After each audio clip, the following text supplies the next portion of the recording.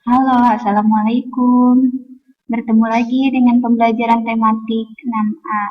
Baiklah, untuk pembelajaran tematik ini masih dengan tema Selamatkan Makhluk Hidup dengan subtema Tumbuhan Sahabatku. Dan untuk pembelajaran hari ini yaitu pembelajaran kedua dan ketiga. Tujuan pembelajarannya ialah mengetahui nilai-nilai yang terkandung dalam sila pertama dan kedua, serta memberikan contoh penerapannya dalam kehidupan sehari-hari. Kemudian menjelaskan karya seni patung, menjelaskan perkembangbiakan tumbuhan secara vegetatif, serta menuliskan informasi yang terkandung dalam bacaan.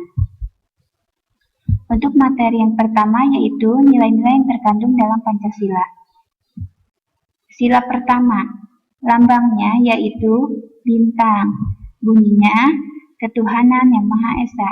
Adapun nilai yang terkandung dalam sila pertama yaitu ketuhanan. Maksudnya bahwa masyarakat Indonesia adalah masyarakat yang beragama dan meyakini akan adanya Tuhan. Banyak sekali penerapan nilai ketuhanan dalam kehidupan sehari-hari.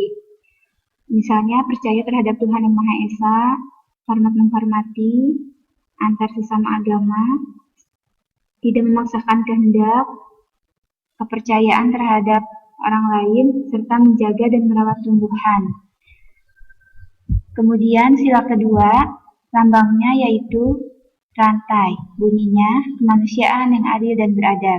Adapun nilai yang terkandung dalam sila kedua yaitu sila kemanusiaan. Maknanya ialah pengakuan serta menghormati martabat dan hak orang lain atau sesama manusia, saling menolong dan bersikap sebagai manusia yang beradab. Nilai kemanusiaan ini banyak sekali penerapannya dalam kehidupan sehari-hari, seperti mengakui persamaan derajat, hak, dan kewajiban antar sesama manusia, saling mencintai sesama manusia, mengembangkan sikap tenggang rasa, membantu orang lain, serta bersikap adil terhadap orang lain.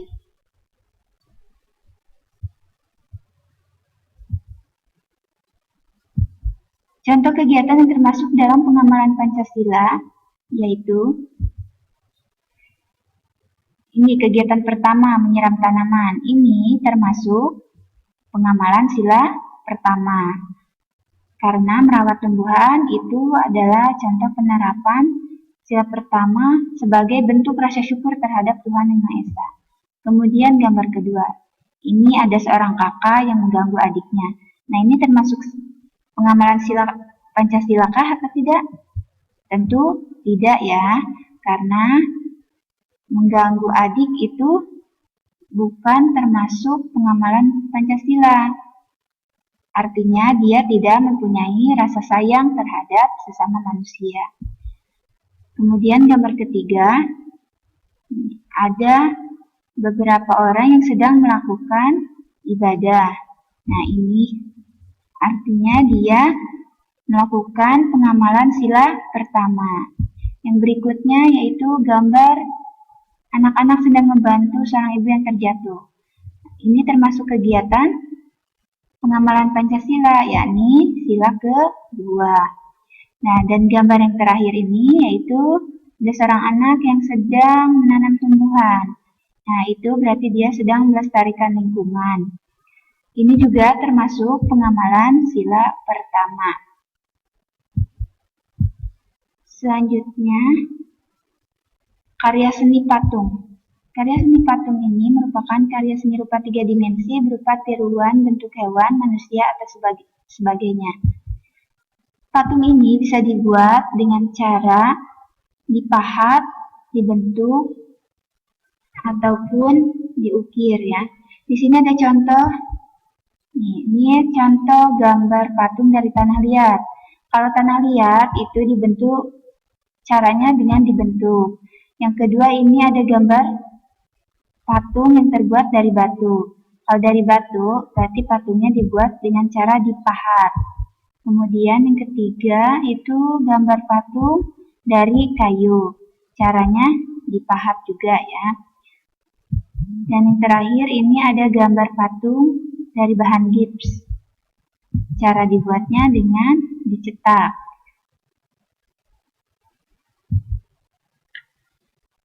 Patung ini dibuat untuk kebutuhan estetika atau keindahan. biasa digunakan sebagai pajangan atau hiasan. Selanjutnya,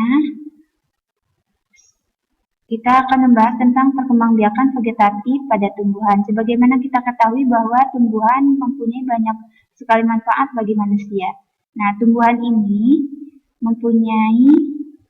melakukan perkembangbiakan secara generatif dan vegetatif. Di pembelajaran sebelumnya, Ibu sudah membahas tentang perkembangbiakan generatif. Nah, untuk pertemuan kali ini, Ibu akan membahas perkembangbiakan vegetatif. Apa itu perkembangbiakan vegetatif? Perkembangbiakan vegetatif yaitu perkembangbiakan yang dilakukan secara tak kawin. Nah, vegetatif itu dibagi dua, yaitu vegetatif alami dan vegetatif buatan. Kalau alami berarti dia secara sendiri, berkembang biak secara sendirinya. Kalau buatan itu dengan bantuan manusia. Vegetatif buatan alami diantaranya tunas. Tunas ini ada dua macam. Ada yang dari pangkal batang, ada juga yang dari pinggir daun. Kemudian akar tinggal. Akar tinggal ini maksudnya itu batang yang tumbuh mendatar di dalam tanah. Yang ketiga umbi.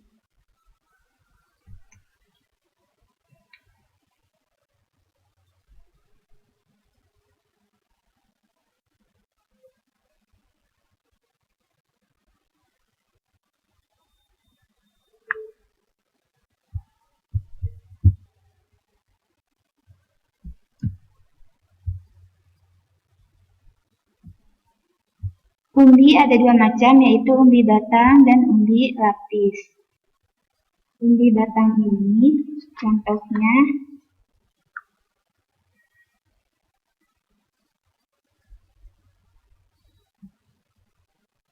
sementara umbi lapis merupakan umbi yang terbentuk dari lapisan-lapisan daun berdaging dan kerucut.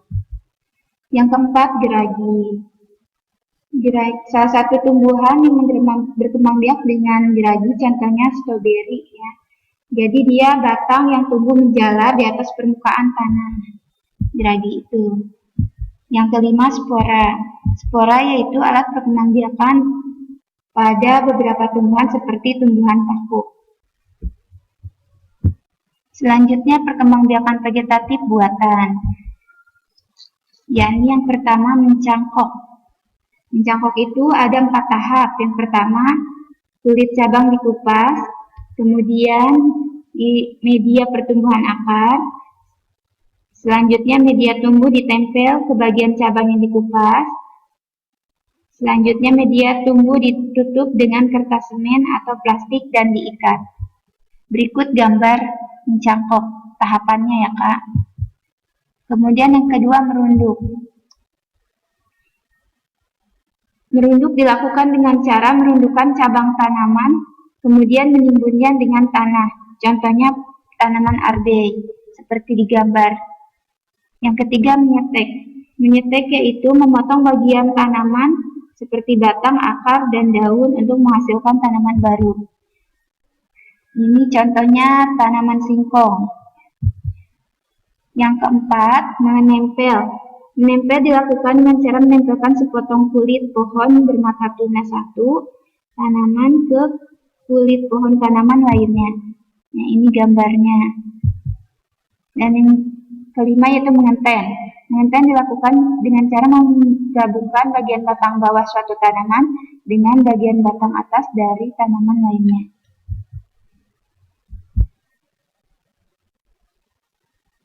Nah, itu beberapa contoh gambar perkembangbiakan vegetatif buatan. Perkembangbiakan vegetatif buatan ini tentunya mempunyai keunggulan dan kelemahan. Mencangkok, keunggulannya seperti yang Kakak bisa lihat, yaitu sifatnya sama persis dengan induknya, cepat tumbuh dan berbuah. Sementara kelemahannya, akarnya kurang kuat serta mudah roboh. Merunduk, keunggulannya memiliki sifat yang sama dengan pohon induknya, tingkat keberhasilannya tinggi. Kelemahannya, sulit mendapatkan tanaman baru dalam jumlah yang banyak. Menyetek, keunggulannya menghasilkan sifat yang sama dengan induknya, lebih cepat berbuah, prosesnya tidak terkendala persoalan musim, jadi bisa dilakukan kapan aja. Sementara kelemahannya, akarnya tidak kuat dan memerlukan biaya yang lebih mahal. Menempel, keunggulannya yaitu tahan hama penyakit, berbuah banyak dengan kualitas yang lebih baik. Sementara kelemahannya yaitu memerlukan keahlian dan terkadang tidak ada kecocokan antara mata tunas yang ditempel. Satu lagi mengenten, keunggulannya menghasilkan sifat yang lebih baik dari tanaman induk. Kelemahannya, tingkat keberhasilan rendah, jenis pohon yang bisa disambung jumlahnya terbatas. Demikian sedikit penjelasan dari Ibu ya Pak, mudah-mudahan bisa dipahami. Dan untuk tugas hari ini yaitu menuliskan contoh penerapan sikap yang sesuai dengan sila pertama dan kedua yang ada di halaman 21 dan 22. Terima kasih, selamat mengerjakan.